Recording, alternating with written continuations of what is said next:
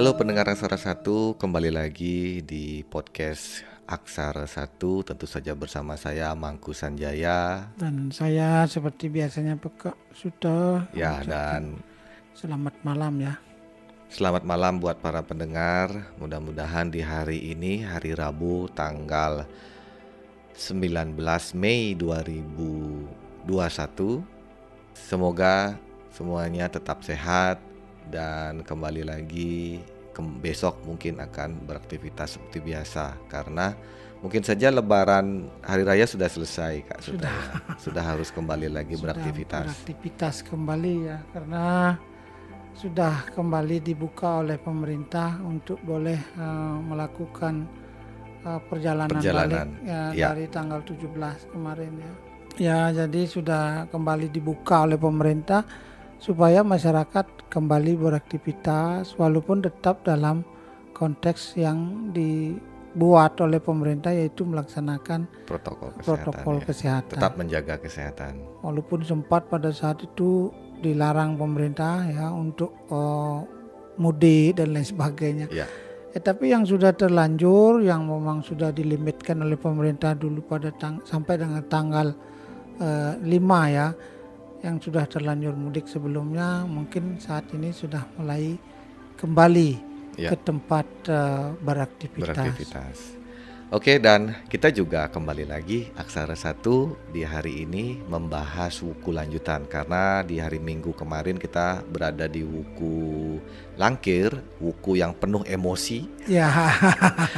Dan saat ini kita berada di wuku Medangsia, yaitu wuku yang 14. Ya. Wuku yang ke-14, dan kita berada di episode podcast yang ke-18. Kita berada di episode 18, Kak Suta. Ya. Masih panjang sekali dan episodenya 18, tetapi wuku kita masih tersisa lagi 16 lagi 16 ya. Dan banyak sekali teman-teman yang mungkin sudah tidak sabaran, Kak Suta.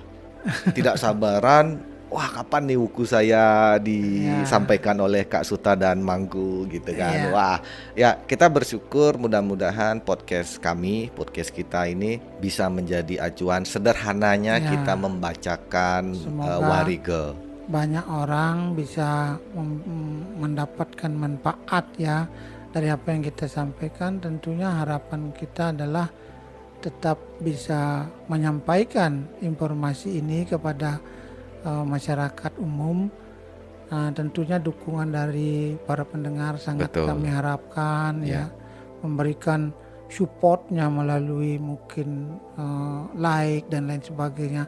Ya, ini tentu yang membuat kita bisa terus bertahan, kita bisa terus menyampaikan informasi-informasi atau sumber-sumber yang kita dapatkan mengenai warige itu sendiri. Ya, baik betul. Itu sumber dari lokal Bali itu sendiri ataupun sumber-sumber yang dari luar Bali, misalnya dari asalnya Pawukon itu sendiri adalah Jawa ya. Dan kita masih di season 1 ceritanya ini. Jadi season 1 episode yang ke-18 kita masih basic, semuanya dasar. Ya, masih dasar. Masih beberapa tulisan-tulisan kita juga sederhana. Ya, pada intinya ini akan sampai pada 30 uku. Ya, jadi sampai di 30 uku itu adalah season yang pertama.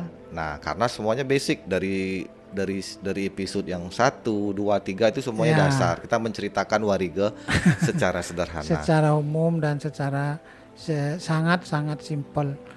Pada intinya nanti setelah uku ini semua kita bahas, maka kita akan membahas hari-hari daripada uku itu sendiri. Ya, betul. Jadi season yang kedua lebih serius. Jadi harinya kita kupas, dan mungkin ada sedikit bahasanya, ada yang bertanya, habis itu ada kendala yang bisa disampaikan ke kami, ke kita. Nah, nanti kita bisa mungkin menjelaskan secara warige ya, bukan secara kepintaran kita, bukan. Ini masih prediksi sesuai dengan warige. Nah, yang paling saya coba baca gitu dari beberapa komentar teman-teman Aksara Satu semua, itu semua pada tidak sabar untuk masuk ke wukunya. Ada yang wuku, saya wukunya matal, uji dan sebagainya. Sabar, tapi masuk ke Uku Medangsia yang membuat saya tadi sempat menyinggung pada ketidaksabaran itu. Apakah teman-teman yang bertanya Uku-ukunya apakah masuk dalam kategori Uku Medangsia? Ya, karena Uku Medangsia ini yang paling saya garis bawahi adalah ketidaksabaran Kak Suta. Ya. Jadi selalu apa yang menjadi keinginannya itu harus terwujud. Ya. Nah, menurut Kak Suta lebih ke karakternya seperti apa nih Uku Medangsia? Karakteristik orang yang terlahir pada Uku Medangsia ini adalah orang-orang yang memiliki dedikasi yang kuat atau tujuan keinginan yang kuat. Apa yang menjadi orientasinya, apa yang menjadi tujuannya itu adalah ibarat sebuah harga mati ya. Jadi apa yang dia bayangkan, apa yang dia pikirkan, dia ingin sekali cepat-cepat terrealisasi. Dalam konteks bukan hanya sekedar dalam bidang pekerjaan ya. Dan dalam kehidupan sehari-hari misalnya dia ingin saya mau ke sana. Jadi dia pikirkan hanya mau sampai di sana. Ya. Tidak peduli mau jalan mana yang diambil. Yang penting saya cepat sampai di sana. Atau dalam hal lainnya, saya mau makan ini. Jadi tidak peduli bagaimana prosesnya. Yang jelas saya mau makan ini. Jadi maunya instan aja, cepat gitu. Jadi ini yang kita tuliskan secara sederhana di dalam Wariga itu adalah orang-orang yang memiliki tabiat tidak sabaran. Tidak sabaran ya. Jadi tidak sabaran ini dalam konteks yang luas. Dalam konteks yang luas ini tentunya kita ingin pendengar nanti bisa antisipasi. Ya. Tujuannya adalah supaya kita tidak menyalahkan orang lain ketika apa yang kita inginkan mungkin perlu proses. Ya, betul. Ya, karena kalau seumpama ketidaksabaran ini kan memang banyak sekali bisa berakibat ya kurang baik lah Kak Suta. Dalam arti tidak sabar kan istilahnya dia inginkan sesuatu harus cepat. Ya. Pada saat dia menginginkan sesuatu harus cepat, terlambat saja itu sudah saling menyalahkan. Ya, tapi kalau bagi mereka yang terlahir pada Uku Medangsia ini, mereka akan mengantisipasi dirinya sendiri. Kenapa saya bilang begitu? Mereka akan mencari cara bagaimana caranya supaya cepat, supaya bekerja dengan cerdas, bekerja dengan pandai. Jadi bekerja dengan metode yang benar, tidak mubazir gitu. Betul. Nah, jadi ketika mereka tahu bahwa ini akan memerlukan proses 2 kali lipat, mereka mencari proses yang lebih cepat dengan metode yang benar. Jadi biasanya orang-orang yang terlahir pada Uku Medangsia ini adalah orang-orang yang pintar di dalam mengendalikan pekerjaan. Jadi mereka tahu kalau mau jalannya cepat, mau caranya hasilnya cepat, jadi harus bekerjanya seperti ini. Ada istilahnya hal-hal yang bisa mereka praktisisasikan. Ya, jadi lebih mengutamakan efektif. Lebih mengutamakan efektif. Ya, efektivitas kerjanya lebih bagus daripada yang lainnya.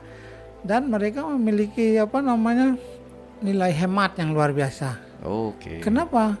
Saya tidak mau, ini kok harusnya prosesnya begini. Jadi kenapa harus begini dulu baru sampai di sini. Jadi mereka hemat.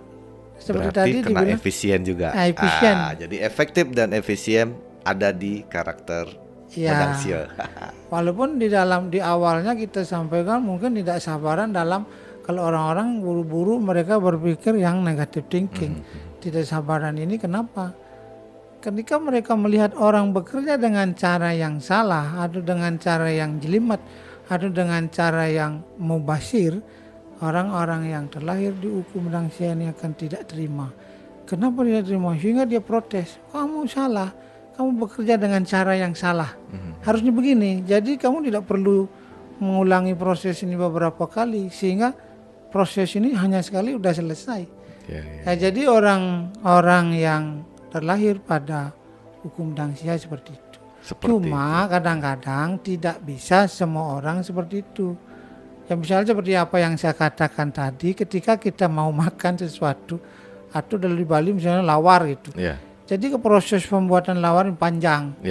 Jadi kalau mau makan lawar minimal 2-3 jam baru bisa dinikmati. Iya. Jadi orang ini tidak cocok.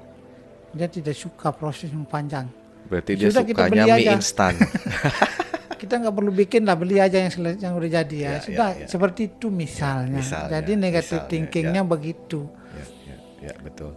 Tapi dengan proses pekerjaan yang cepat, bagus, bagaimanapun rumusnya secara logika, kalau seumpama dia bekerja dengan cepat, memilih jalan yang lebih cepat, otomatis sudah pasti dia lebih efisien. Ya seperti contoh kita mau berangkat ke Sanur gitu kan, dengan ada 3 pilihan jalan. Kita pilih jalan yang paling pendek, udah pasti kita paling hemat karena BBM kita lebih sedikit. Ya, makanya tadi saya jelaskan. Efektif dan efisien ini yang ada di Medang Sial. Ya, efisiensi orang yang terlahir pada hukum Medang Sial ini cukup tinggi. Ya. Dia pintar berhemat dengan hasil yang dia dapatkan. Tapi tidak termasuk pelit kan? Tidak. Mereka suka juga berderma. Nah, ini dia. Karena dia pekerjaannya bagus. Ya. Dia dipuji. Wah, Bapak hebat ini pekerjaannya. Dari situ dia akan merasa bangga bangga dong. Jadi. Dan kalau misalnya punya karyawan yang membuat dia bangga, bisa jadi dapat bonus yang banyak. Jadi buat para pekerja cari tahu wuku bosnya.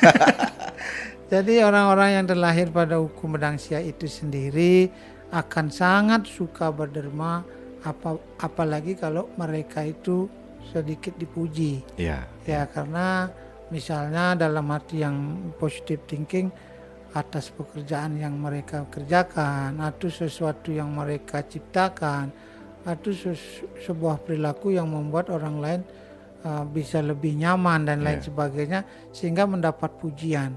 Dari pujian inilah maka timbul rasa, ya kalau zaman sekarang bisa dikatakan rasa bangga ya, atau ego.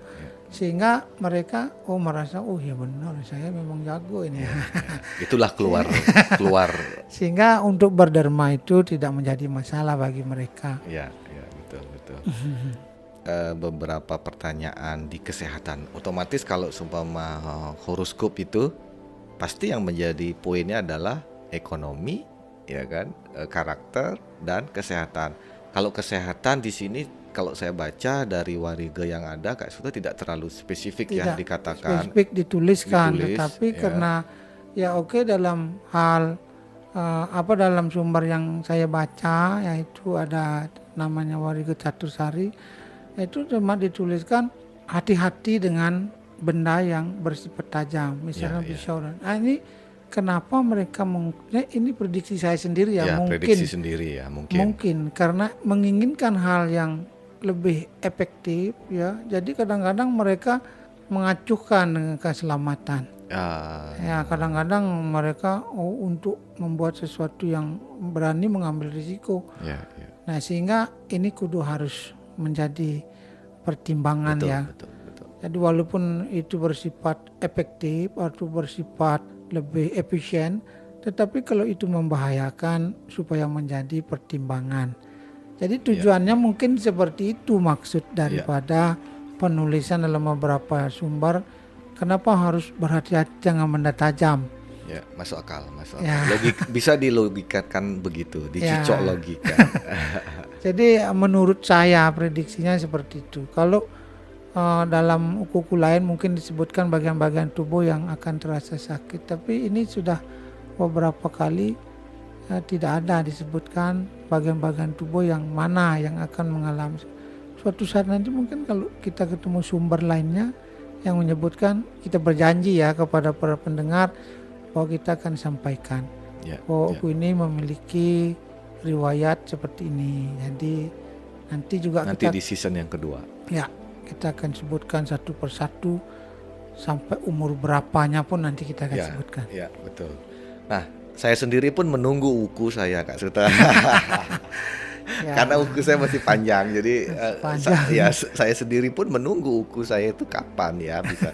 Tapi buat para pendengar yang satu persatu ada bertanya, mohon bersabar karena mudah-mudahan nanti dikasih jodoh yang panjang, umur yang panjang, jadi bisa kita jelaskan kembali di season berikutnya lebih detail.